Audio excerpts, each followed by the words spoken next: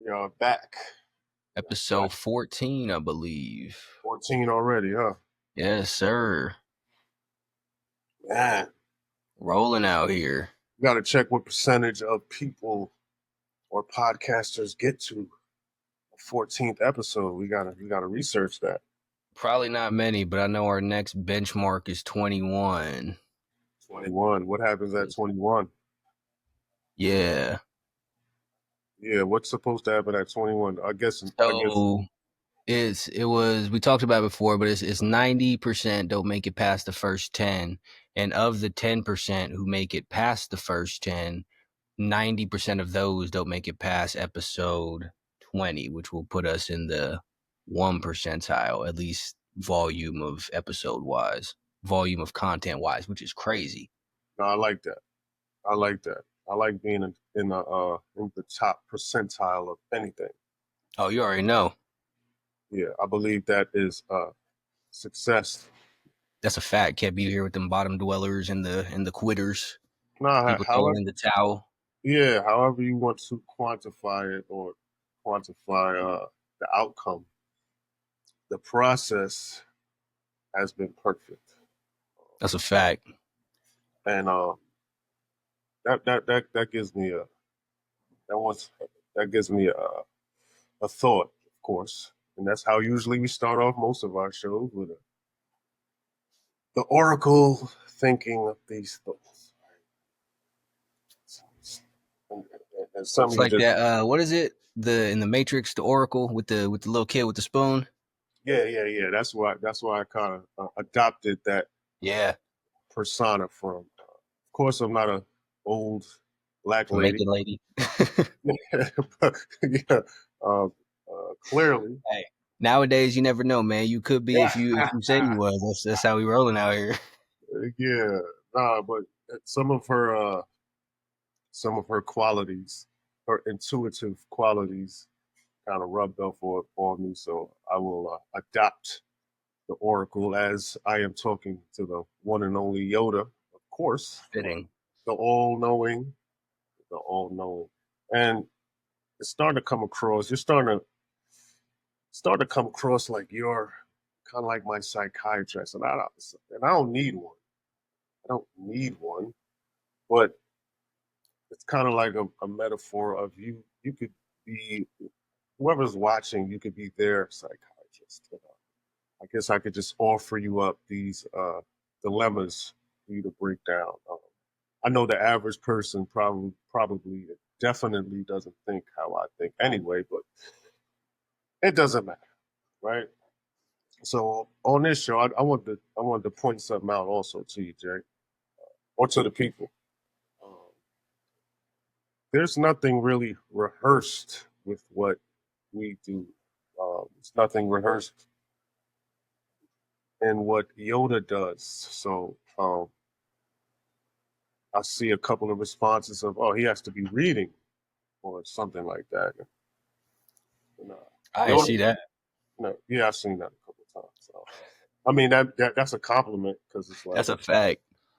yeah, he has to be reading. But no, Yoda, yeah, we talk from time to time, but he really doesn't know what I'm gonna throw at him or what I'm gonna say. Sometimes I don't know what I'm gonna say. I have a general idea. Most of the times, we do talk throughout the week, but he doesn't know what he's gonna say either. It's not rehearsed. He's not reading. I'm not reading. We have no script. It's just thoughts, right? So I just wanted to point that out. That's crazy. But you know Yeah, what? Real quick, that's a great insight into how a lot of people's mind works. That if you come up with some sort of idea in real time or you put something together well, they assume that there's no way that you can have the mental faculties to be able to do that without having have had it typed out or Chat GPT wrote it or something. And that's like I'm a big believer that how you see the world is really how it is that you see yourself. So when people go and say these things, they're just highlighting their own shortcomings and limiting beliefs around who it is that they are and what it is that they think that they are capable of accomplishing. Like it's it's a sad state of the world when people don't believe that it's possible to be organically or naturally well spoken, or that even that it's a skill that you can own, so to speak. Much like with rapping, right? Like if you Hmm. work at it, eventually you get better at it. It's the same thing. All of these things are skills that you could train, but that goes back to the thing we've touched on before. Everyone thinks it's talent. You're given a thing, or you're cheating, because there's no way that you could possibly do this thing because they can't do the thing. So they think it's just impossible, period, which is why they stay stuck wherever it is that they are forever. Yeah, it kind of makes me think, right? Like, there's no, there's no perfection. People look for perfection in the outcome, but the perfection really comes from the process and the preparation, Mm. right? So it's like you need to prepare perfect in order to get the outcome you want. For people to think that you cheated, you know, and, yeah, that's a great point. It kind of brings me into one of my thoughts, right? So a couple of days ago, I I was imperfect in my everyday, my every week uh, routine. I was imperfect. I uh, I had a I had a drink the other day. I hadn't done that for some time, for a long time, Mm.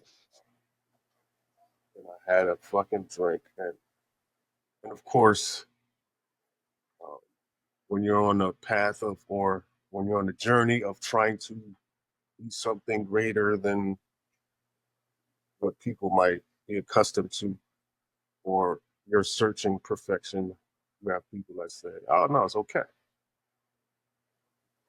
but nah, it's not okay. And yeah, I felt like crap, of course, not only physically but uh, mentally. You know, I'm hard on myself, and other people don't want you to be hard on yourself because they don't want to be hard on themselves, right? And that makes me think about the quest of perfection. I had a discourse about this the other day, right? What is perfect? What is perfection? Before I even get into my spill, I'd like to hear a little bit of your definition. I do have a definition. I think we both have the same or similar definition of perfection under the realms of uh, how we see the universe. I think our definitions similar, but I just want to hear you real quick a definition of what you feel perfection is. I think I think that perfection, if you take a look out into the world, right? I would say that a tiger is perfection, because a tiger does exactly what it was intended to do, no more, no less. It lives perfectly in accordance with nature. It moves the amount that it's supposed to move. It sleeps the amount it's supposed to sleep. It eats the amount that it's supposed to eat. It hunts when it's supposed to. It reproduces as it's supposed to. It does exactly what it was intended to do. And I, Mhm. I think that most people have a weird surface level definition of perfection, where we going with the tiger still, they have an example in their head of what a tiger is supposed to look like. So they will say a tiger that deviates slightly in its orange, or its stripe pattern is different, or maybe it's bigger or smaller than the rest of the tigers, is imperfect, right? Maybe this tiger's walking around with scars or chipped teeth or whatever the case may be. But that's a simple-minded way to look at it. The tiger, in and of its own existence, is perfection because it's existing exactly as it's intended to exist. And I think that the same thing is applied, or can be applied, to humans. Anyone who is existing exactly as they are supposed to exist, and going along with the accordance of nature and what is intended, is perfect. You might look a little bit differently than some other people. You might be taller, you might be shorter, you might have blemishes or whatever the case may be, you might be losing your hair, anything along those lines. That's all cosmetic nonsense. It's all into your actions and living in alignment. And anyone who is in alignment with the universe, the laws of the universe, so to speak, is perfect, at least by my definition. By our definition. Uh, yeah, we follow the same philosophies. Of course, we would probably wouldn't have this show if we didn't. That's a fact. We don't have to agree on everything, but we see things very similarly. Um, I might add, and yes, that is also the way I see things. So, first off, I'll start by naming this, and that's why I wanted you to kind of give me a little definition so I could cook up a name real quick for this Mm, pod. So I'll name this pod the perfect storm. mm. Yeah, I like that. The Yeah, perfect. that's fire right there. Yeah. Uh, just piggybacking off what you said, man, and I'll start my little monologue or whatever you want to call it to start the show off. Uh, so perfection, right? And I'll take my time because I really got to get through this. Right? There is nothing in this world that is perfect. If you're going by the common understanding or definition of the word perfect, Mm, right? So, under the common understanding, this means free of faults or defects. Under this context, it is impossible to be perfect as a human being, but this is not the universe's definition of perfect.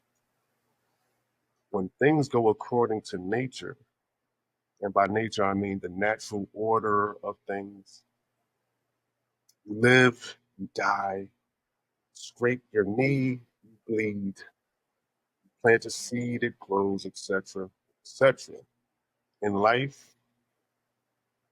when the natural order of things flow the way they're intended to be, that is perfection. Like Jay said, the lion, the stripes, the tiger, the stripes, all of that. It's the way nature is intended to be. And the flaws, the blemishes, the imperfections, that help that helps to make that perfection. So with this understanding, it is achievable and obtainable to be perfect. Um, and I believe, and I'll add that I believe every human should shoot for this goal, right? Because what's the worst thing that can happen? You fall short of being an outstanding person by a little bit. So be a great, not so outstanding person, but you'll still be outstanding. So what's the downfall, right? For even trying. It is humanly possible to be perfect in accordance and harmony of what is natural and how things are naturally intended to be. Right. One more thing, Jay. There is a huge difference between performing a natural act like walking, running, jumping, and you slip and fall and you say, "Oh, I'm not perfect." But on the contrary, there's no need to say that because it's natural to slip and fall. But to say, "Oh, I have a drink every now and then," or "I eat unhealthy foods from here and there," I cheat on my diet, or "I cheated on my wife or husband a couple times. I'm not perfect." Then you say, "No one's perfect." Those are unnatural acts. Alcohol, processed foods, breaking of vows. These are not the acts of the virtuous, mm. right? Giving in or falling victim to your desires over and over and over again, only to say nobody's perfect, in my opinion, Jay, is a cop out. Not only a cop out, a way out of a basic human expectations you have, or a basic human expectation you know you're falling short of, right? And you know you should be doing better. And I'll let you chime in, but I'll leave it with this: you are the you you are the worst version of yourself because you're not perfect. I am Mm. the I am the best version of myself because my goal is perfection. Being perfect is less about the outcome and more about the process and the preparation. Gunshots right there. We still don't got the noise, but that's gunshots. Um, Pluck, pluck. 1000% battle rap noises. We still on that. So there's a lot to unpack there, but Yeah, my I bad. think I'll if no. This is great. So starting off at the end, right, where people say giving in to their desires and it's only natural. This is what everyone does.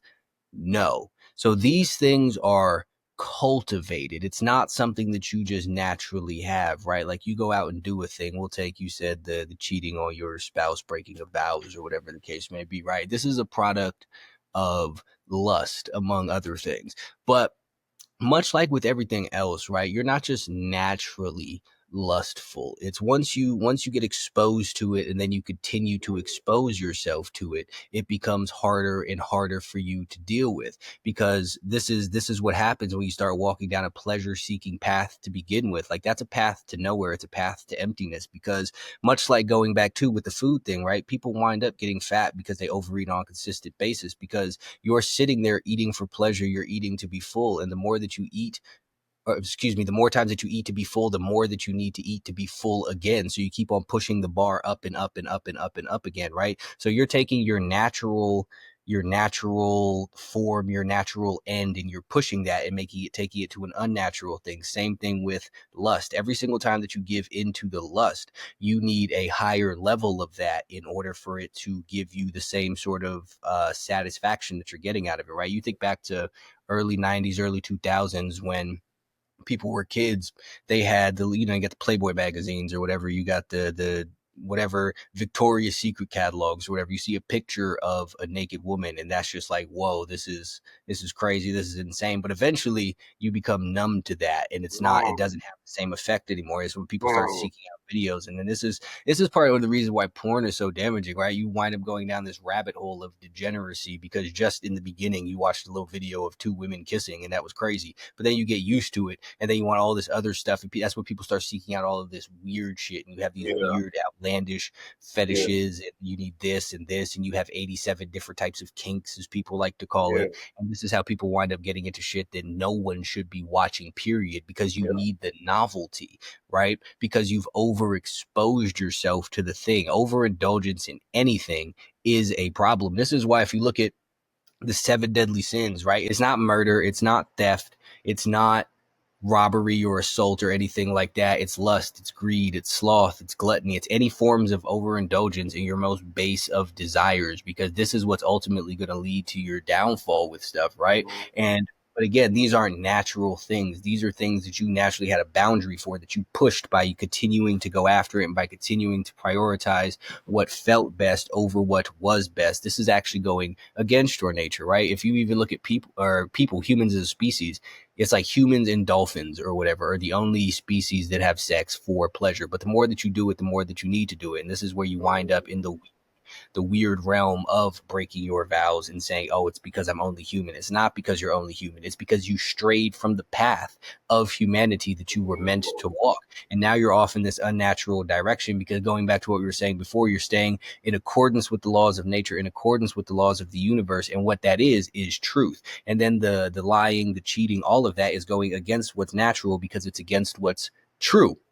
So you're stepping outside of that. And this is not you just making a mistake because you are human, or you being not perfect. Like everyone's not perfect. You are deliberately doing something against what it is that you were meant to do. And that's how people wind up, is all of these things, right? So people sit there, wind up lazy and whatnot, because you're deliberately going against your own nature. People, just like every single other animal in this world, is meant to move around and be active. Again, that could look like different things for different people. Everyone doesn't have to be a bodybuilder. That's perfectly fine. But nobody is meant to be slothy except for a sloth, but people aren't sloths. So you're not living in accordance with your nature doing that. Same thing when you overeat.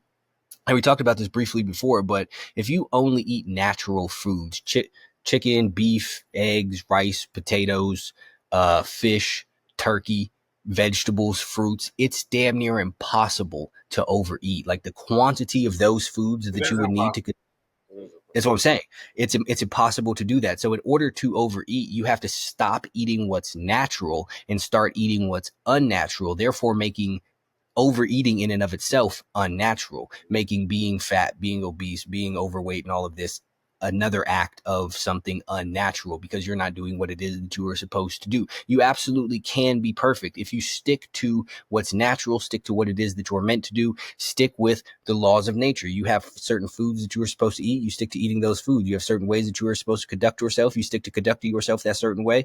Even, yeah, you might fall short of certain things. Some things might not work out for you on your first try. But again, like you said, it's natural to slip and fall. When you're trying to get better, it's natural to fail.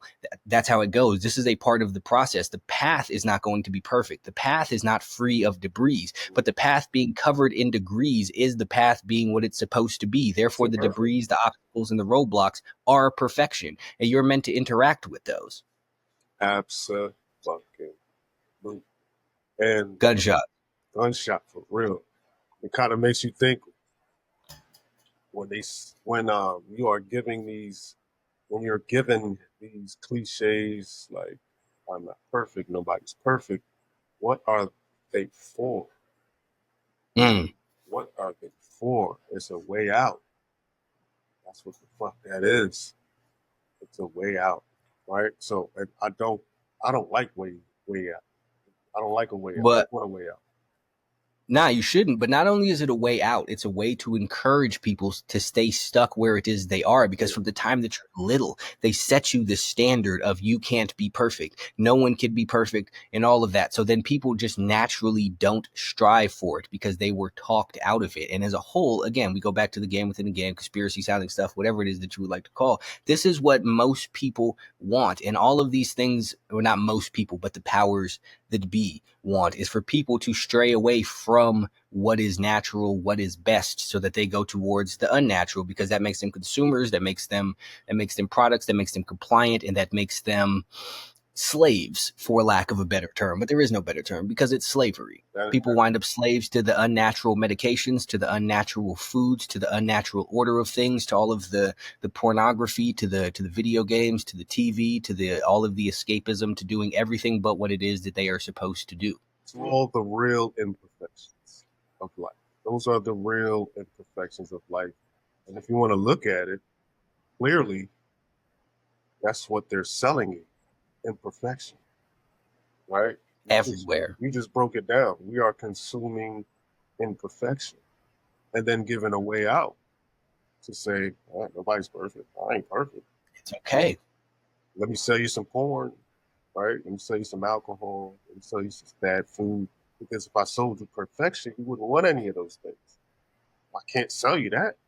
So I got to sell you this, right? And this is the reason, Jay, I don't like schools Mm. because you get a perfect score, you're perfect. But what about the natural process? You feel what I'm saying?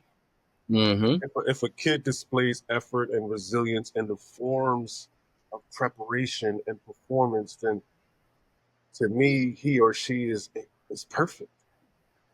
To me, uh, the outcome can always be cheated and manipulated. That's what people don't understand. The outcome does it could be perfect, but it could be cheated. Uh, Mm-hmm. yeah, because I could cheat on the test. I could cheat on the test, right? If you're in school, you could cheat on the test. Don't get caught and get a perfect score. But the kid who prepared for a perfect score, the kid who prepared for a perfect score, he can now take those qualities and become a better human. Now, on the flip side of that, conversely, the one who cheated learns nothing, but he learns one thing, right? There's not many penalties for cutting corners or looking for the easy way out, and that's what school kind of teaches. It doesn't Yeah. praise the process. It doesn't praise the It highlights the outcome as opposed to the inputs. And taking the same thing, if you take the test out, right, and you put it into a real world example, you have person A who goes and wakes up early every single day and he works towards whatever it is that he wants to do. Say he's starting a business. He turns down going out with his friends. He focuses on what it is that he has to do. He gets up even though he's tired, even though he's sad, even though he has other more fun stuff that he could be doing. He prioritizes reading and learning more stuff towards what he wants to do over sitting around watching Netflix, playing video games, and all of that. And then you have person B who goes out and buys whatever crypto coin is popular at the moment, right? So person B will have the more immediate payoff, which makes it look like he had the better strategy because he got something out of it. But while person A's will take longer, when his does pay off, A, it will pay off bigger, and B, he will also be prepared to continue building off of that and to do other things in case something happens with his A or with his payoff. But person B with the crypto, if he goes broke because he doesn't know what to do with it, he has no other options. But all he learned is that you should just randomly purchase coins until one of them pops like it does. So he's spending his whole life waiting on the gamble because that's what was reinforced to him as is what he got out of something rather than what it is that he put into it. And because he got a big reward with very little input, it also reinforces the idea that it's okay to not work hard and do something and you'll still get something out of it. Much like you have people who go to school and naturally do good at tests Yeah. and they listen a little bit. It's like, okay, cool. Answer. And they don't have to study for anything. So they are getting reinforced saying that they are better than everybody. They are smarter than everybody with very little effort, which for in the moment, in the short term, that might pay off a little bit. That might help them out with something. But in the long run, overall, their ceiling is much lower because they weren't taught or they weren't shown that what you put into something is what is truly important. They're just focused on what it is that they get out of it. So they get that 100% and they think, woo, I did great. Well, it's not about the 100%. It's about what you went through to get the 100%. Yeah. That's very accurate. And I'd even add on to that and say, and I've said this before, Jay. I'm not I'm not married to the results. I'm um I'm engaged to the process. Right. So I'm all in on the process. When I'm working on an album and I'm putting my everything into every bar and subject matter and the choice of beats and the flow of the album and all of that. It's one thing to be. I'm not worried about the results. Give a fuck. You know what I mean? That's why I can honestly say I don't give a fuck if people like my shit or not. I'm all in on the process. That's why I feel like my shit is perfection because I know what goes into it. I don't care about the outcome. One sale or 100 sales, it doesn't matter to me. It's perfect because I didn't cheat the process. I didn't cheat. I never cheat the process. So you could view me how you want to view me, right? And I take that same approach and try to put that to my life. I try not to cheat the process, and every time that I do, nothing good comes from it. Never, never. So if you want to have a better life, stop using these phrases to for a way out. I can't say someone said, "Oh well, Rand, this album sounds incomplete," and well, I'm not perfect. I'm not. I'm not perfect. No, no. If I know I put my all and the process was, I put my all into the process and every bar, every beat. I don't care. You can't tell me anything.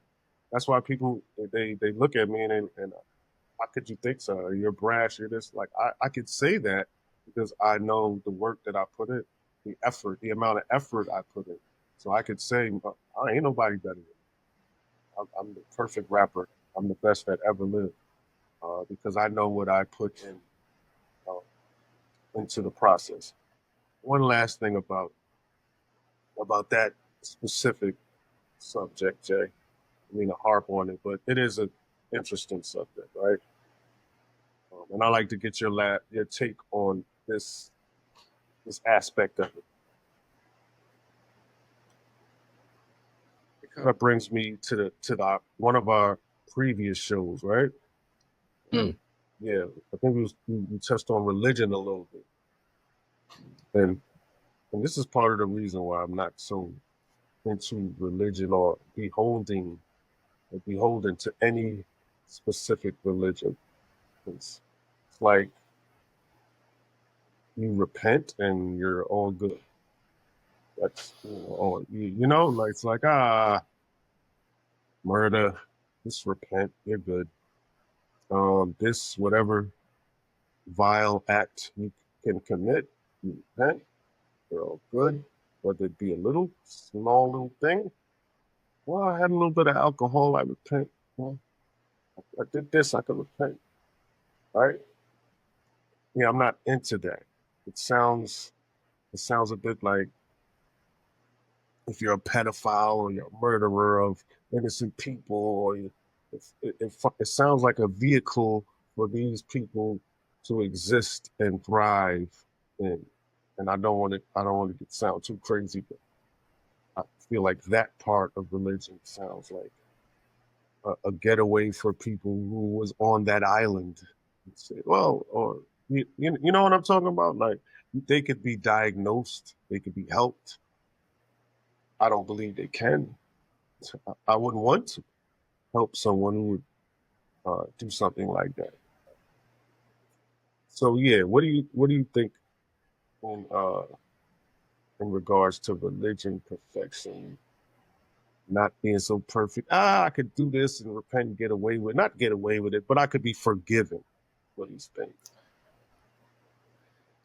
Yeah. So I believe, going back to what we were talking about again in the beginning as living in accordance with nature, I don't believe in the idea, period, that a lot of, well, I don't know about a lot of religions, but I know that people say that everyone is born sinners, born into sin, all of that. I don't buy that. I don't believe that. If there is nothing more pure than a baby, what did a baby do? Not a goddamn thing. He hasn't had an option, or she hasn't had an option to do anything because it hasn't been corrupted by the ways of the world yet. The baby is still living in accordance with nature. It cries when it's hungry, it sleeps when it's tired, it laughs when it's entertained, whatever. Everything that the baby does Perfection, is natural. It is perfection. people who corrupt the baby, not the baby in and of itself. So the baby isn't born corrupt, it gets corrupted as it goes on. I also don't believe in the idea that it's not possible to live free of sin. I believe that absolutely it is. Now, do most people fall short of that? Absolutely. Do even the best people fall short of that? Absolutely. But I don't agree with the idea that you do something terrible. Or first and foremost, I don't believe in the idea that all sins are equal. I don't. I know some people push that. I don't believe that Maybe tiniest bit. 100. There is a very big difference in stealing because you're broke and you need something to eat, which, yeah, that's wrong. Absolutely. I agree with that. But there's a very big difference in stealing because you're broke and you need something to eat, and murdering your neighbors because you don't like the way that they park their car. There's nothing remotely level about those. So I don't believe that they're all on the same playing field. And I don't agree with the idea that you can just repent and then everything will be forgiven just based off of the act of asking for forgiveness. I believe that you can redeem yourself Yeah. from doing things, but I believe that that level of redemption is subject to the level of misdeed to begin with. Like, it will take a lot more to redeem yourself that for stealing food than it will for Mhm, murdering somebody, than it mhm. will for that weird island shit, right? And some things I do believe are as a whole not redeemable, period. And that, to me, that goes with just acts of cruelty. And that goes, island stuff. I believe cruelty, torturing people, animal cruelty, all of that stuff, just cruelty for no reason, I believe is not really a redeemable thing. So I think that the idea of everything being something that can be forgiven or you repent and it's okay is pushed to encourage people to not do good and to encourage people to give in to their less than ideal urges under the guise of I'm only human, all humans sin, and as long as I repent, I will be forgiven, because it's just pushing people away again from their natural order, from their nature, from the perfection that everyone wants there, that the people that in charge, the powers that be, whoever it is trying to steer everybody away from. And these are just little mechanisms to do it. Like we've also talked about before, you see sprinkled in throughout religion the meek shall inherit the earth, the encouragement of weakness, the That's one, encouragement of Jay. subservience. That's Huh? that one right there. Could you dive in on that one? Because that just came to my mind the other day. Meek shall inherit the earth. Could you break that down? Because I know what that's about, but I want you to I want you to articulate that. Right So it's again, it's these little things that they throw in there to encourage people to be there. far less than they could be. Like Yeah, the some I said something the other day, I don't remember exactly what it was, but somebody responded with God loves the weak and all of this stuff. And it's like, this, I understand why this is a comforting thing for you to believe, because it makes you feel better about your own weakness and shortcomings. But that's the problem with it, is that it makes you feel better about your weakness and your shortcomings, so it discourages you from ever trying to do something about it. remember that comfort shit we talked about? See, exactly. There you go. And that's the thing. You know what? This is we're on this topic here. This is probably a very controversial thing, but people go into the religion, they talk about God, they talk about the devil, and they talk about all of these things, right? If we're going what we're talking about, comfort is the tool of the devil. There's a lot of things in religious texts that push the idea of this comfort, like the meek shall inherit the earth, like the glorification of subservience, like you can do whatever you want and then say Ooh. sorry for it and it will be okay. Like that sounds like someone trying to trick you into doing evil, right? So I think that if just another avenue for people to look at, maybe a lot of these religious texts were written by the opposite of who it is that you believe them to be written by, and under the guise of this is your Lord and this is your Savior saying it. Because even a lot of the stuff with God is vengeful and wrathful and petty and all of this Mhm. shit, like none of that sounds very godly or divine. At all. It's just a really weird thing to believe. In the same sense, like we talked about adversity, I believe in adversity being a gift. But what's strange to me is when people will say, "Well, God gave me this incredibly mentally challenged child to test me." Okay, cool. But what about the child? Like, why would that be a pawn in this? You know what I mean? Like it's one thing to be you given adversity, but to sacrifice someone else to be the tools of your growth seems less than divine to me. It's just my own personal perception on that idea, and it sounds like if I was the other party, if I was the evil half, rather than just trying to get people to do evil, it seems like it would be much more effective to paint good as evil. Mm, mm. I'm sorry, to paint evil as good. People So you're doing the good thing, but it's actually the evil thing. So you're, again, being weak as a whole is a terrible thing for not only for yourself, but it's for your family, for your children, for society as a whole. Like there is nothing in the world worse in this world than a weak man. Like people talk about this toxic masculinity and shit, but who do you think is shooting up schools? Weak men. Who do you think are the fucking rapists and the island people?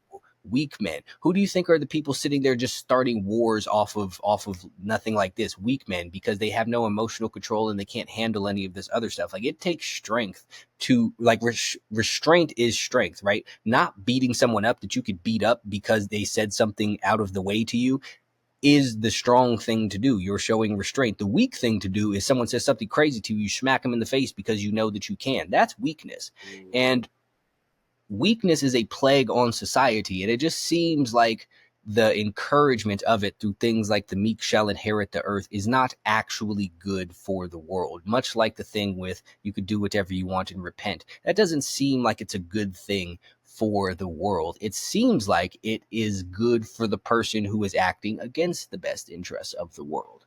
Yeah, it's like be meek, be weak, and you shall have everything. Uh, that's that ain't that ain't. It's like they almost pushing the opposite. Uh, it brings me to another thought of how you just described masculine strength, being able to probably do something and not do it. That is a great definition of masculinity in my book. And not only that, being all the way good, because just the fact that you can do it and you don't, that is very being yeah, that is the almost the definition of being good and strength. And they kind of push the opposite. And I'll even go a step further, even let's take it to women, right? A woman being submissive is now weakness. That's for a woman to submit. It's almost like the same thing as a man saying, I could punch you in the face, but I won't. It's the same thing for a woman's strength, and it's her ability to submit. Like, this man's, I know I could say no, you know what I'm saying? But Mm-hmm. so they kind of spin it to where, you crazy, you weak. You weak. A woman's power is in her ability to be submissive and to say, you know what, I'm not going to argue with you. You know, I'm just going to be. I'm going to submit, and that's how should be.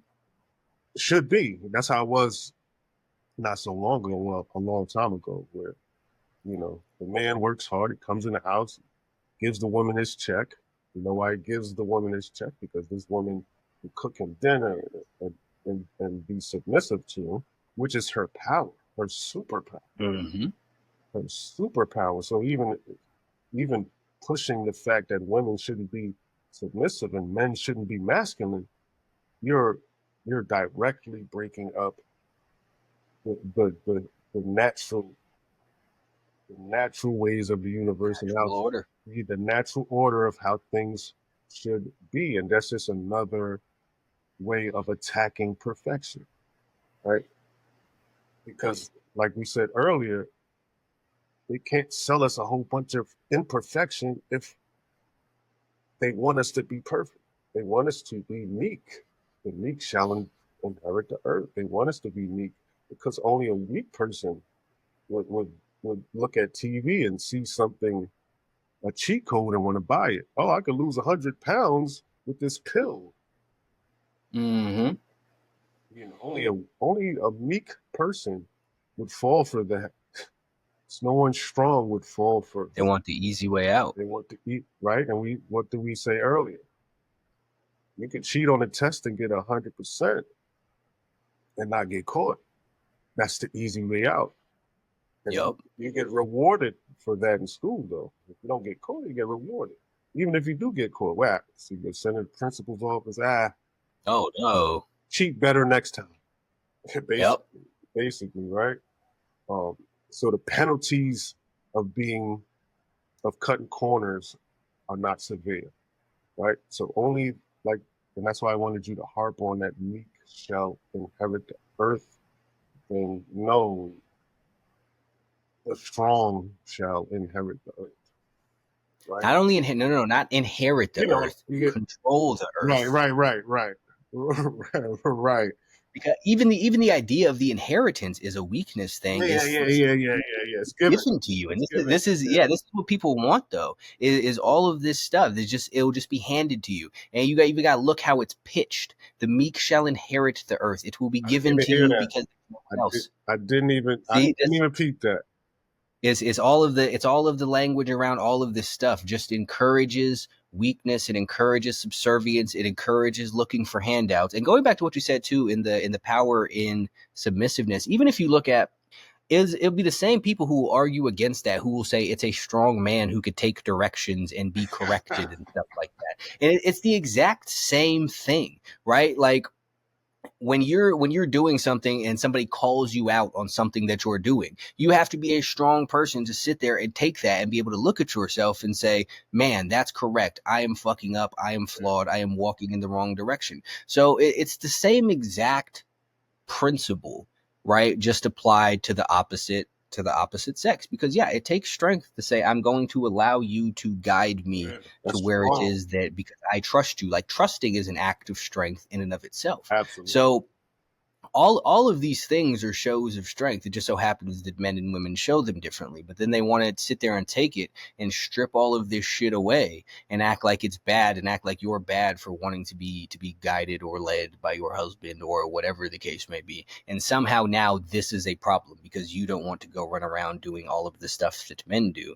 Mm, So they took this and they corrupted this and they turned it against everyone in the world. Because again, even back in the day, I saw a thing back in the day, right? Like you could work at Radio Shack and you could have a house, you yeah, could have a car, yeah. you could have a whole family with a dog and all of that shit. And you go home, you make your check, your wife pays the bills and whatnot, buys food and makes sure that everyone has the stuff, sets the doctor's appointment. And then they took this and they corrupted this and said, no, you should be working I know too. what you're Otherwise, you're doing. less Yeah, than. yeah. I They know what you're doubled the doing. workforce Yeah. so that they could half the pay. So now you got whole entire families of people working, still barely able to afford shit, doing much more than they were before. Like the fucking cashier at Best Buy before was supporting a whole ass I don't know if Best Buy was a thing, but You know what? was Yeah, I supporting a know what whole you're doing. ass family.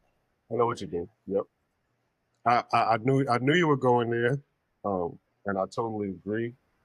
Uh, they sold women a bunch of malarkey about masculinity, Going against the natural order of going things. against the natural order of things to get women out the house and to trick women into working, and this is just more income for another version of a consumer. Now we can sell them stuff.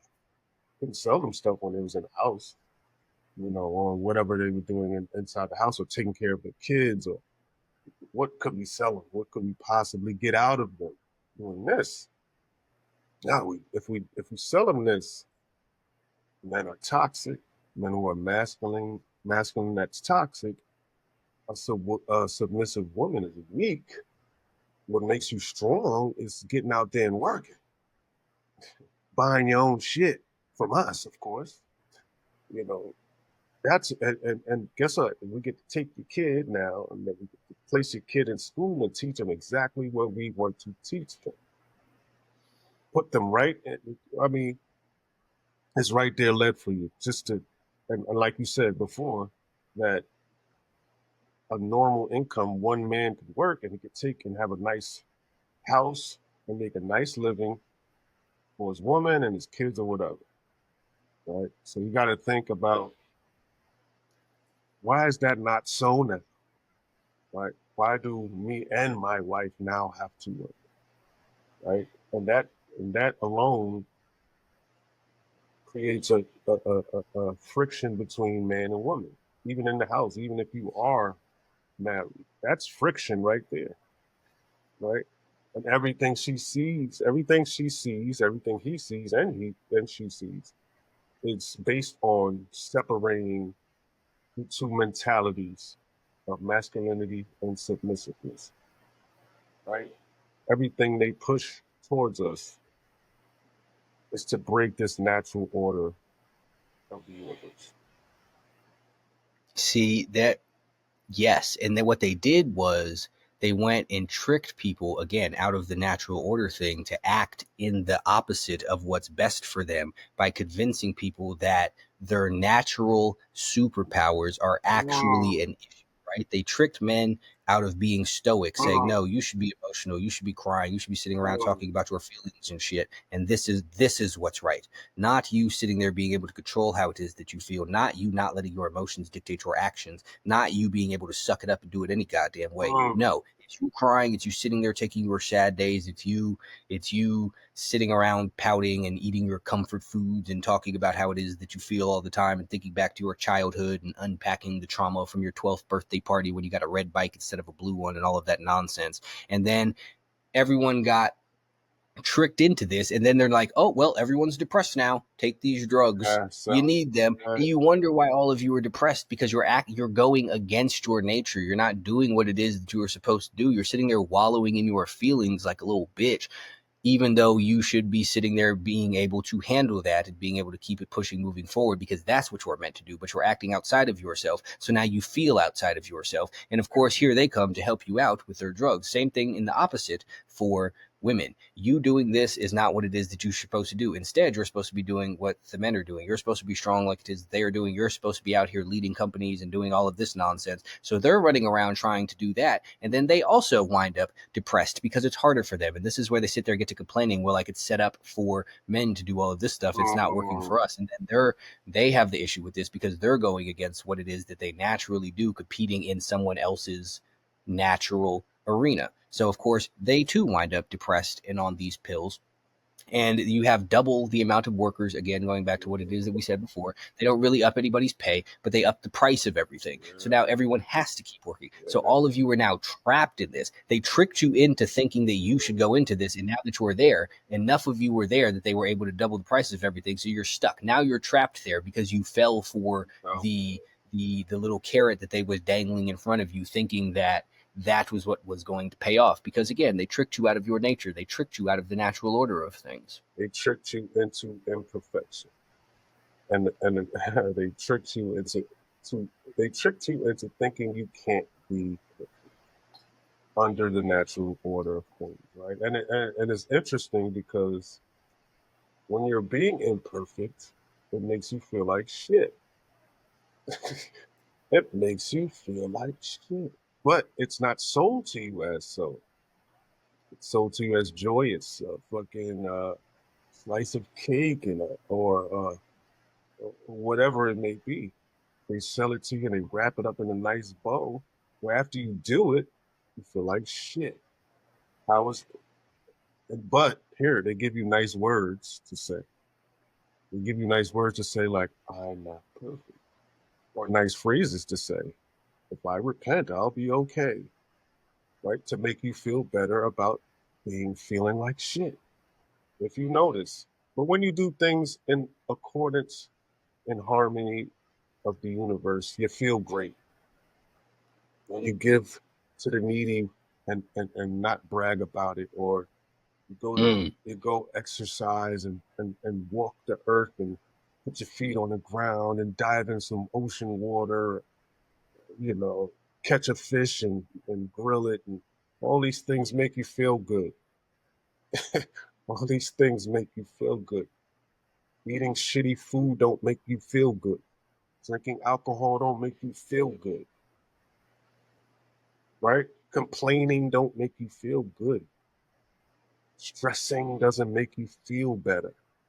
All of these things that you do outside of the natural order doesn't make you feel good. You were just tricked into thinking it does, or it was sold to you as such. Here, take this pill or Ozempic, whatever it may be. You take the pill, you might lose weight, but you feel like shit. And half the times you look like shit. But you go to the gym, the natural order of things, working your body, moving your body, you feel better about yourself. But that's not sold to you. Those things are not sold to you. They don't sell you these things. And nowadays I'm just thinking they found a way to try to intercept the natural order of things like yeah, like put grass fed. Now they make take these terms and they turn it into something beyond beef. That now they got to make money. They see certain people try to do better, and what they try to do, they try to make income off of people trying to do better. Well, guess what? I got this gym. I got this certain gym. You do this exercise. Buy this off this. You see an infomercial of this thing you can do in your house, and you get abs in 6 minutes. Or I mean, this beef is not that good. You got to get this grass fed, or nah, you got to get beyond beef. Can't just eat vegetables. Got to eat these type of things. Let me make some money off of you trying to be perfect. So now even the people trying to be perfect, they can now try to make an income off of you. So that's why you have to be. Everything has to be natural. Not all, and I'm not just saying your food. Your way of thought has to be natural, right? And that's how you can try to stay away or try to not be tricked into these things, because now they're trying to even make income off of you living the right way. You made me think of a thing in going to the natural unnatural thing, right? Like you say, the alcohol, the eating shitty foods and all of that stuff, right? The complaining, all of these things while you're drinking, while you're eating the shitty food, while you're Yeah. complaining, Might you feel good. feel good. Yeah, you might feel But when you're feel good. done, You you feel feel like shit. See, then you flip it to the opposite end though, right? Like say you mm, go on a hike. The hike is natural. The hike during the hike yeah, sucks. yeah. But when you get to the destination, you see the Oh, nice waterfall and all of glorious. that stuff. It's an amazing feeling. It pays off, What is it? right? When you go Is it perfection? it exactly is perfection. Yeah, It is when you go to the gym, it doesn't necessarily feel good while you're doing the workouts. But once the workout's done, you get to look back and be like, man, I did that shit. And you feel real good about yourself, right? So even the fishing, I've never specifically been fishing me myself, but I neither. imagine the actual act of Ah, hooking the fish and reeling it in is probably difficult and probably unpleasant. But once you catch the fish, it's like, oh man, look what I just did. This is great. This is amazing, right? So all of the things that go against nature feel good in the beginning, but have the shitty payoff at the end. But it's the things that go in accordance with it that are difficult to do, but have the good payoff. It is the instant gratification that goes against the way of nature. Like you even think back in the day, right, when people just had to like literally hunt for their food. I would imagine running around with spears and shit, tackling fucking saber-toothed tigers was not pleasant. But once you get it done and you get it ah, back and all of that stuff, and then you get to eat, that is a great feeling, right? You've provided for yourself, you've provided for everyone around you, you've accomplished something, you've overcome something. That's the great feeling, right? So but people get tricked into wanting the instant gratification. And it's an easy sell because, again, it feels better up front. Do this and you will feel good. So people go and drink the alcohol, they eat the shitty food, they sit there, complain and vent and all of that, whatnot. And it feels good while they're doing it. And then they stop doing it and they no longer feel good. But then they've been programmed to think that the reason they don't feel good is because they stopped doing what was making them feel good, not because they took the wrong approach, right? So they get sold the pleasure up front. And then they take that, even though it leads to them feeling like shit as a whole. Again, going back to what we were talking about last episode, comfort is the tool of the devil. Here, take this. Here, feel good right now. And then they do that. Then they feel like shit. Then they go running back to the thing that brought them the comfort, back to the thing that made them feel good, even though it's the unnatural thing. Because it's much harder for to tell someone as a remedy, oh, you feel like shit. Okay, cool. Go do some squats, and then you're going to feel like shit while you're doing the squats. So they don't want to go do that, but not realizing that after they do it and after they've been doing it for a long period of time, they're going to start to feel great and start to feel amazing. But they don't want that back end. They're pitched on everything that they see on the instant gratification, even back on the TV shows or the commercials back in the day with the microwave dinners and the oven stuff. You do this, it's so quick, it's so easy to make, even though it's much less better for you than the home cooked meal that takes several hours to prepare. But they pitched you on the quick stuff. You could have this now. You could go through this drive-through right now. You could get a cheeseburger in 5 minutes. That's so much better than sitting around making your own at home, which is going to take you hours. But that has the shitty effects on you. That's what's going to fuck up your health. That's what's going to make you fat. But they know that they know that's the easy sell. They know that's the quick sell, and they've conditioned people to want to go for that, to what it is that feels best. And you even see it now with all of the stuff now. The it's on Instagram, it's on TikTok. People watch your little 2 second videos and they keep mm, scrolling. And like, ooh, quick, nope, nope, nope. mm, Oh, this, keep going, and all of that. So it condition it bleeds over into all your other areas of life because this is all that you've conditioned to. Entertain me immediately. yeah, yeah. It makes sense. It also makes me think about I had a thought people who live and survive in gray area thinking, Mm, right? There's certain people, and I would say 99% of people who are on this earth, they live and breathe in the gray area where things can be viewed from a not so defined lens. And mm, it kind of makes things easier to get away with, right? Being unhealthy, crime, whatever it may be, repentance. It kind of makes things easier if you survive in a gray area type of world. Um, and to me, and I know you probably think the same way, this is a dangerous space to live in because, like we kind of, insinuated or hinted at earlier, uh, they may or may not be powerful people behind the scenes who might benefit from this way of thinking, right? From this space that they've convinced us to live in, where things don't have to be, a rapist, pedophile can be forgiven medically or diagnosed. He can't help himself. Uh, is that really a man or is it a girl? Can a girl be called a man? It's gray. Two plus two. Well, maybe. It's five sometimes.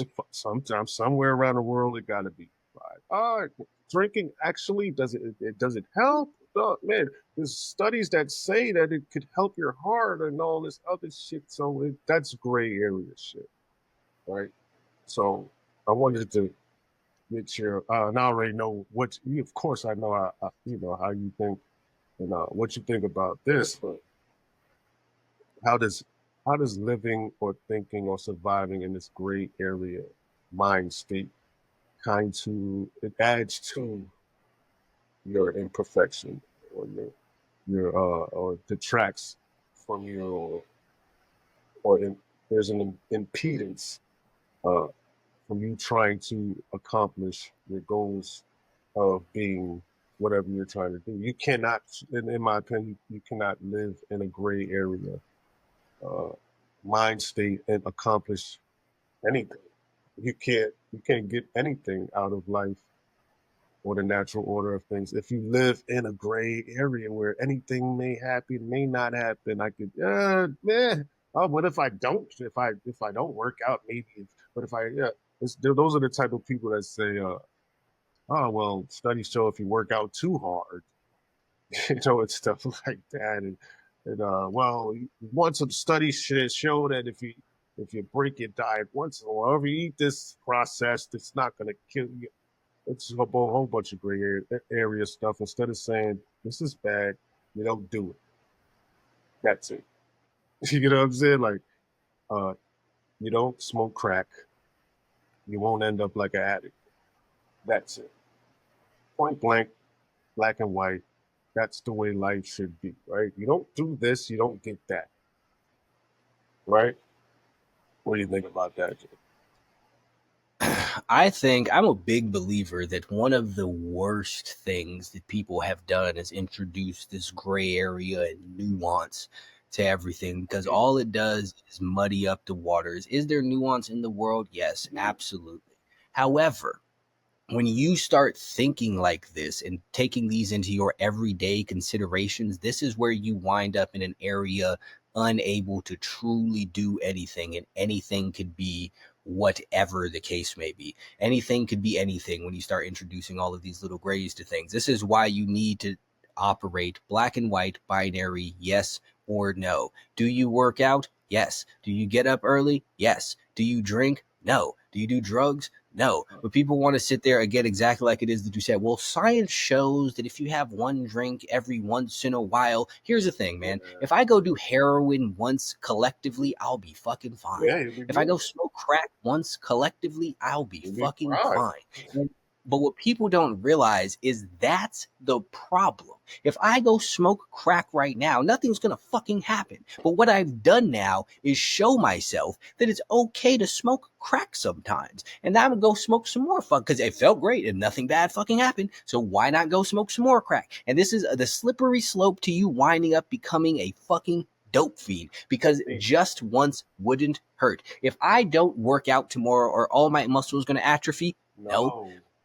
But the problem with that is the mindset that it creates that says if you skip workouts sometimes, everything will be fine. I can skip workouts probably every single day for a month and I'll look completely the fucking same at the end of that month. Nothing will have happened to me physically, but it will have mentally because I will have shown myself that I don't need to go to the gym as much as I thought that I need to go to the gym. And what gets me going there every single day, even when I don't feel like it, is the belief that that's what I'm supposed to do, that it's not okay that I don't go. But then you go show yourself, no, it's actually perfectly fine if you don't go. It's perfectly fine if you go binge on these fucking McDonald's and shit. Yeah, it's fine that one time, but then you show yourself that you could do it again. And this is how people wind up fat. This is how people wind up going from I work out every single day to back in high school, I used to have abs. This is how you wind up doing this shit, because just once will never hurt. That's a fact. But the mindset that it creates will fuck you up. This is how people become procrastinators, lazy addicts, all of that stuff, because just once didn't hurt. And then they did it again and it didn't hurt that time either. And then they did it again and it didn't hurt that time either. But eventually all those times added up and it hurt. Now they are crack addicts. Now they are emaciated and anorexic. Now they are 600 pounds. Now they are broke as fuck. Now they can't stop cheating on their girlfriend with prostitutes or whatever, because they didn't get found out that one time. So that time they didn't found out, it was okay to go do it again, because she's not going to find out the next time either, and she probably won't. But one of those times she will, and then she's going to find out that it's been all of this other shit, and you dug yourself into a hole that's so deep because none of the individual shovel things made a hole, but all of them added up together to create some shit that you can now barely fucking climb out of. This is the problem with it. It is also a problem too when people want to sit there and get outside of the black and white, the binary, right? Do you drink alcohol? Yes. Should you stop? Yes. How do you stop? You don't buy alcohol anymore. It's not that simple. Yes, the fuck it is. But people want to add in all of this extra shit. You go, well, I got to go through my 12 steps. Okay, that's cool. But you could go through every single one of those 12 steps, feel like you're making progress, and still drink at the end. And you're still a dickhead. All you had to do was not drink the alcohol. You could say fuck all of those steps and just not buy alcohol anymore. Then you can't fucking drink it. But it's when you start adding in all of this other extra shit that you complicate everything. And this, you make everything difficult. It's when you easily talk yourself out of it doing it. Like I say about getting up early, and people talk about, well, what about this? I don't think about the what abouts. Is there something that might happen at some point in time that will prevent me from getting up when I need to get up? Probably. But in trying to account for that, I wind up giving myself 8 million reasons that I don't need to get up if something happens. It's ridiculous. And they push it because they know that most people will go for it, because most people want a way out. Going back to the repenting thing, it's okay to do this as long as you repent for it. Oh, you can't help it that you're attracted to children.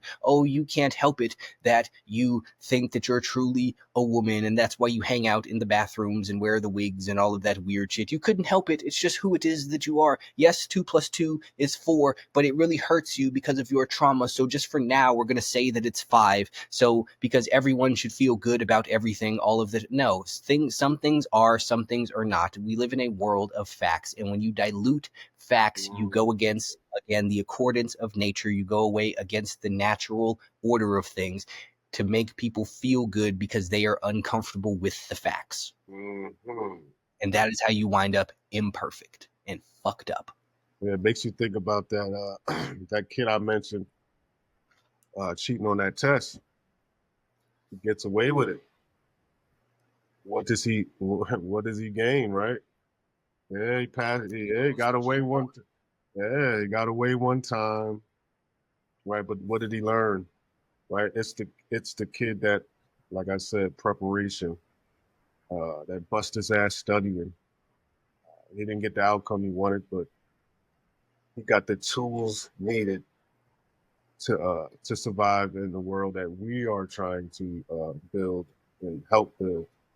In the world that they're trying to tear down with all of these mediocre cliche sayings like, as long as you try your best, you don't have to be perfect. Gray area, right? Don't be so hard on yourself. That stuff. It kind of makes me think about not our last episode, one of our episodes when we talked about manipulation, right? I don't know how all this shit ties in, Jay, but it really fucking does. It really fucking does, man. You can't listen to people's verbiage. You have to read the room and watch actions, right? Because if you listen to these words, and abide by these words, you're not going to get where you need to go, right? You have to watch the room and watch the actions, man. Like, you can't just tell me anything. You can't tell me anything. You got to show me, right? So even when it comes to religion, when it comes to working hard, you can't just tell me you work hard, right? You got to show me. Well, I would know from the results, right? I would know. You could tell someone who goes to the gym and someone who does not. Even if even if they're not the biggest guy, you still know. They don't got to be the They have the aura of effort. you can see it. Well, like, and that goes to our other show, Gods Amongst Gods. I can see, I can identify another God walking the earth. I could just see it. And with men, I don't know what women do, but with men do, we give that person a head nod. I see you. You know what I'm saying? We don't give weaklings head nods. We don't give 400-pound people head nod. You don't get a head nod from me, right? You don't get a. I don't know. After know you from a can of paint, I could see another guy from across the street, and I'm gonna do this, and he's gonna do it right back to me because he sees what I see. What I see in him, he sees in me. Like I said, I don't know the process for a woman, but that's what men do. I mentioned to my wife why I don't communicate with many rappers or go around the area of many rappers or whatever. Um, it's just because they're not. Most of them are not masculine men. So I don't see, and I explained this to my wife that you can't. Very, very. It's a small chance you can get 30 men in a masculine men in a room, and that's it. Like, either they're going to war together, or they're going to go on a war against each other, or this. We're not 30 masculine men in a room. They're not going to be joking, smiling, laughing, acting goofy and girly around other men. That's not what masculine men do. We're going to be looking and staring at each other. We're talking about, Especially if you don't know each other. especially if you don't Because you know. got to sit there. Oh, Who are you? who are you and what are you doing here? I'm Who reading. are you and what do you want? That's you don't that's what we think, right? If you're masculine, you walk in a room and you know another masculine man, you know that's so. When I see a room full of rappers, 30 fucking goofballs, I know they're not and no women. There's no women there. Women are the balance to masculinity. So the one thing you could do to calm 30 men, masculine men, is to add 30 women. And a masculine man is not going to look at that woman like, oh, I'm going to jump her bones. It's natural. It's just a balance. Oh, hey, how you doing? Do you have everything? You need everything? Cool. The women could be themselves, silly, whatever they want to do. They know that they're protected. So that's the natural balance of 30 masculine men, 30 submissive women. Women can coexist and have a grand old time. When I see 30 uh, rappers or with their entourages and it's all men. There's no women nowadays. They used to call them groupies, but that's just a derogatory term for women admiring strong men, right? But that's not a fucking groupie. It's what women do. Like, you see a dope ass man rapping and he's fucking talented. Duh, I want to be around this guy. But the men have turned into women. And now, even with women rappers, you don't even see women around women rappers. You see men. So men are now the new admirers of other men and other. Oh, but That's not the way masculine men move, right? So when I see a room full of fucking guys smoking, fucking laughing, and dressing with Giggling and shit. dressed all with colorful clown outfits on, and I don't see masculine men. And and if I do, I know who you are. You know what I'm saying? And we sizing each other up, and that's how that works. Not that we're enemies, it's just that that's what we do, right? So that'll be my answer to why, Rand, why you don't? Because I don't like, in Jason's terms, bitches, men who act like bitches. And I'm not saying women are bitch. I'm saying bitch. You're a bitch. You're a bitch. That's why I don't be around, right? So I don't even know where that rent came from. I was discussing with my wife, but I don't like I don't like a bunch of bitch ass motherfuckers. That ain't my thing. Yeah, so I mean, you see that for the most part. I always think that it's weird in any space. Like, you take the music space, the people who associate with everybody. It's like that's weird to me. You know, like, or you see the freaking YouTube people and it'd be like they all hang out together. It's like, that's weird. Why y'all also just Why? in this big ass group all of the time? You know what I mean? And it's, I feel like the more solid that you are, the less people that you can associate with naturally, because no one wants to hang around all of the like weirdo shit. It's not saying there's anything wrong with laughing and joking. Like, we sit here laughing and Yeah, joking about yeah, shit. It's two of us. It's right, not a big ass room full of a bunch of random ass right. people that don't nobody know. That's fucking weird. And when you sitting there running around in a room full of a bunch of people that you don't know, being a goofball like a fucking weirdo, then that says exactly who it is that you are as a whole. And you'll see this too, like you talk about the rappers. Like, I don't know the motherfuckers, but you can see how certain people move and how certain people conduct themselves. You can tell who's on what, and who's not. And that's is very obvious to people who know things. Like, a dog will always bark at another dog, but he looks Yeah, at the birds and shit confused. yeah, So yeah, it's the same premise. Like, you can't fool a dog about who's a dog. yeah. I only mentioned that the rappers as an example. It could be a room full of anybody, right? Yeah, it could be a room full of anybody. I know jokers when I see it, and like you said, it's not the fact that you're joking; it's that the fact it's just the fact that who you're joking with means everything to, to me. And yeah, like I said, like if I see 30 masculine men cannot be in a room by themselves for an extended period of time because me and you know what will happen. You know, eventually. Unless these are people who all have some sort of established Yeah, relationship. yeah. No, I mean that you don't know. Yeah, no, that's, You don't yeah. know. It's only It's like, what we got going on here? Who is yeah. y'all? Either we're going to war together. We go make it understand who we going to.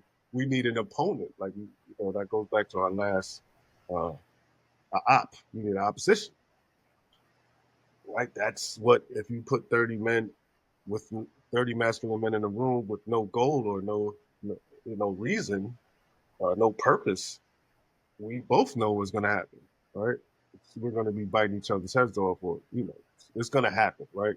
We need a purpose. We need opposition. We need to be like, and going back to the imperfection thing and the natural order of the universe, to me, that is the natural order of the universe for a masculine man to be, have a yin and a yang. We need to be around women and only unmasculine men. Like, for instance, that same 30, that room full of 30 unmasculine men, if you add 30 women to that room, it's a disaster. You know, it's a fucking disaster because now it's men getting too touchy because their imperfections, their desires, they have no control over them because they're not masculine. So now there's like, oh my god, there's women in the room. Can I touch? But you know, she likes me. It's fucking goofballs. Now if it's 30 masculine men, it's like it's naturally the order of things. How are you doing? Are you okay? Do you need anything? Okay, I'm gonna leave you alone. I'm gonna be over here talking to this guy. If whatever you need me, and let the women, hey, I like that guy. You know, a man shouldn't be fawning over a woman. Fucking that's not masculine, right? So you know, Especially when there's a group of other men doing it. yeah, come, That'd be the craziest thing to me. I mean, men shouldn't fawn over other men. That's what basically what I'm saying is like, what the hell are we doing? I'm not saying admiring. I'm saying fawning over and and these such things. That's why I don't. That's why I can't be around because uh, conversely, what you said that who wants to be around a bunch of goofballs, but the goofballs also don't want to be around masculine men or someone who's going to counteract that goofballness and like, yo, man, what the fuck you doing, dog? Like, who wants to be around that guy too? Like, yo, man, don't do that. Like, don't touch her. Or don't do that. Don't say that to her. Don't. You know what I'm saying? Like, who wants those Mm-hmm. men around anyway? You know, it's like the goofballs want to have this world to the meek shall inherit the earth. They want this They want shit to do for their weirdo themselves. shit Yeah, unimpeded. unimpeded, right? It's crazy how we spun that back around. But that's what we do. You know, game within the game. That's what we do. But it's crazy. It's Gunshots. gunshot. It's crazy how the meek want us gone so they can have this shit and do whatever the fuck they want to do. And it's crazy how women you wishing for this stuff until you get what you want. All these you want this. Do you really want this? Do you really want these masculine, perfect men gone, or do you want these sensitive, imperfect men here? Because See, and again, see it goes back to the other thing with the alcohol and stuff, right? In the moment, the dude who's sensitive and touch with his feelings seems lovely because you get to talk oh, this and he empathizes with you and you get to share how it is that you're feeling inside. This all seems great right now, but then something happens and he's a bitch and completely fucking useless. It could be a big thing, it could be a small thing like your car breaking down or something. It doesn't matter because when it comes down to it, in the long run, this is the bad choice. And when it really counts, he is not going to be who it is that you need him to be because they've taught you to seek out the wrong thing, someone that you could sit there and go back and forth sharing feelings with and all of the emotional availability and all of this other dumb shit. And I understand this seems great in the moment, but again, when things count, when you have unexpected bills come up and whatnot, and you're crying about it, and he sits there crying with you instead of saying, "Don't worry about it, got you. I got it, I got it, I will take care of this." Until the fucking house catches on fire and you start freaking out, and that motherfucker starts freaking out too, because he don't know how to regulate his fucking emotions, so he's panicking right along with you till you both burn to fucking death. That's when you need the motherfucker who's gonna sit there and be like, "It's cool, breathe, I got you, I got the dog, I got the kids, we go take care of this, all will be well." Talk that That's shit. what you need there in the long run, not the immediate, oh my God, our feelings are the same and we're so in touch with each other. We make gay ass little dancing videos where we can both be goofballs on TikTok. No, fuck all of the fun shit. It's the serious shit that counts. That is the trade off. But they've tricked you, much like with the alcohol, much like with the bad food, into taking the wrong thing, into saying that that guy is toxic, that that guy is bad because he don't cry like a little bitch all of the time. Full circle on everything here. That's what Yo, we doing man, today. listen, man. We're gonna have to get our gunshots back, man. I'm missing that Facts, right now. battle rap noises. I'm missing that right now. But yeah, this has been spectacular. And Jay, I actually needed this conversation. Like I said, you're not my fucking therapist, but you are everyone else's therapist. Um, even though they don't think how we think, but maybe, just maybe, we can get and shift. Spark a couple brains out there. Critical thinking, man. Let's practice some discernment here and get you thinking a Mm. little bit more critically, even at the stuff that you're not supposed to be thinking about, like religion. Oh, you can't. No, no, no, no. Oh my God. Can't question these things. These things, like, okay, but why not? Like Jay earlier questioned whether I was like, oh yeah, but I was like, oh yeah, they're gonna get on Jay ass for this. But guess what? If you critically think about it, it's like, yeah, dog, yeah. What if someone else you tried to spin it as evil, good, good, evil? What if? What if? We're spitballing, and why are we not allowed to? Here's here's the thing. Here's the thing. Not being I hate this term that people use with the red flags, but not being able to ask questions about something should be a red flag to you Ah, because then the question comes, why can't I ask questions? mm, Because if you're speaking truth can be questioned all infinitely. day. It's the lies that have the border of the questions. It's the lies where the questions come too far. So anyone who's telling you that there is a thing and you are not supposed to question it is, even if unknowingly, pushing you lies. Because again, natural order, you can ask questions. Yeah. You can infinitely follow a trail of questions, but you look at the stuff, the popular narratives that you can't question. You couldn't question COVID stuff. Why not? You can't question the weird gender No, ideology no, no, shit. no, no. Why not? You can't question certain religious things. Why not? And the reason always, or at the very least, appears to me, I'm just an observer here, appears to be that there will be a wall where you hit with the questions where they can no longer answer them, because once they start getting up to the questions that can't be answered, their whole entire thing falls apart. So they don't want you to question it, period. That's why you get labeled a conspiracy theorist when you ask certain questions. That's why you get labeled a bigot when you ask certain questions. That's why you get labeled as a blasphemer when you ask certain questions, because they have that wall right there. You can't ask past this, or what we're selling you falls apart. Yeah. This is what it seems like to me. I'm just here. I don't know. I mean, we're presenting things for you to critically think about. That's all. We're not saying it's one-sided. It's just something to think about, man. And it's just something to think about, man. Why not, right?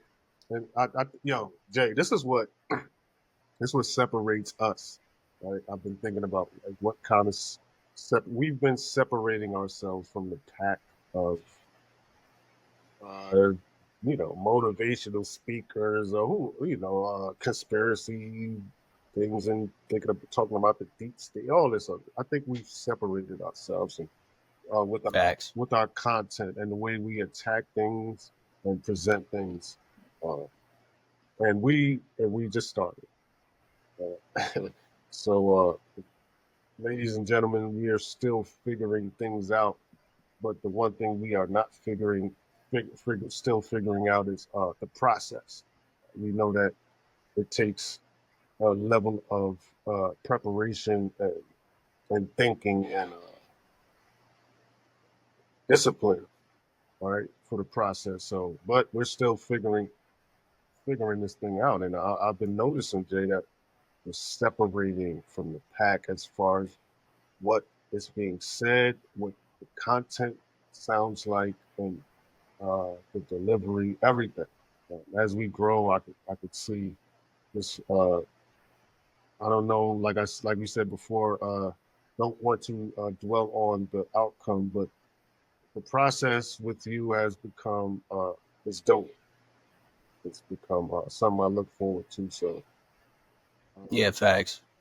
let's just keep doing what we're doing. Game within the game. I like I said, I look forward to each week.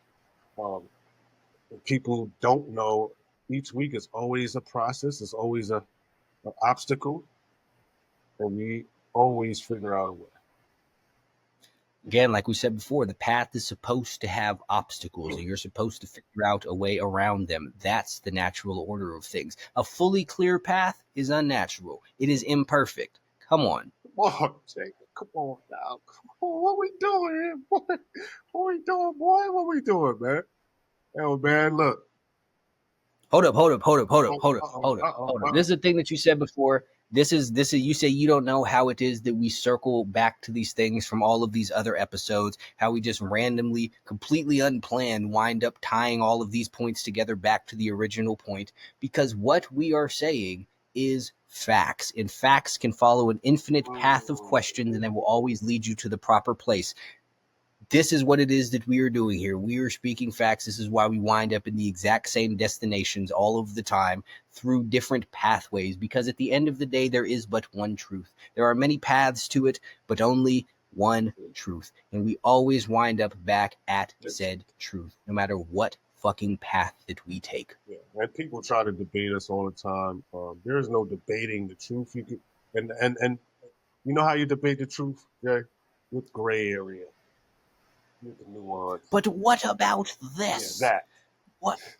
What about the girl who was born in Malaysia with one leg and an elephant ear? What about her? Yeah, that's how you debate. Jesus Christ. That's how. With gray areas and nonsense and obvious exceptions to rules.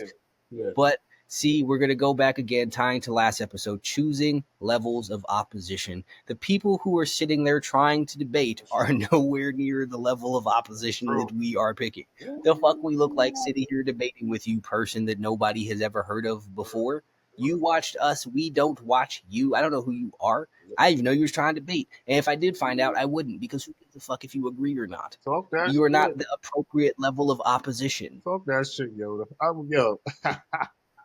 Come on. Yo, I love that shit. I love that shit. But yo, like always, man, it's always a pleasure. Game within the Yes, game. sir. The Oracle bending spoons, Yoda floating across mountains like a fucking nomad, like a genius nomad he is, with a fucking garb, a wool garb and leather sandals and shit. Just fucking.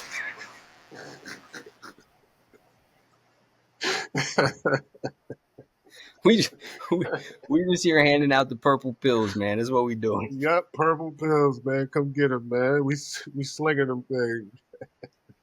We gonna start selling sandals too, and staffs, fucking wooden staffs, and You're not. You gonna get the fucking what's the Morpheus robe for yeah, you I need a. with the little I glasses. take the robe, you take the cloak, the fucking wool cloak, and all that. Shit.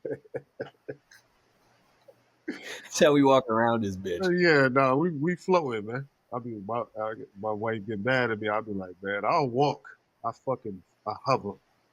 Fucking levitate. I I just fucking be levitate. I places. just. No, I didn't teleport there. I'm just there now. Oh man, I'm just there, man. I don't know how I got there. I'm there though. Don't even matter. I'm just here. I'm here. I'm there and I'm not there at the same time. You're looking at me. You're not looking at me. I'm talking to you. It's all happening It's all simultaneously. yeah. You gotta love it. Right there. You don't got to wrap your head around it. It don't It even just matter. You happens. can't understand It it. just, That's just how it is. it just This happens. is just the ways of the universe. This is what happens when you tap in and follow the natural path, the natural order. That is perfection. Oh, you stole my line. You stole my line. You stole it. You got that. All right, Yoda. You got that. You got that. Game within a game, motherfuckers.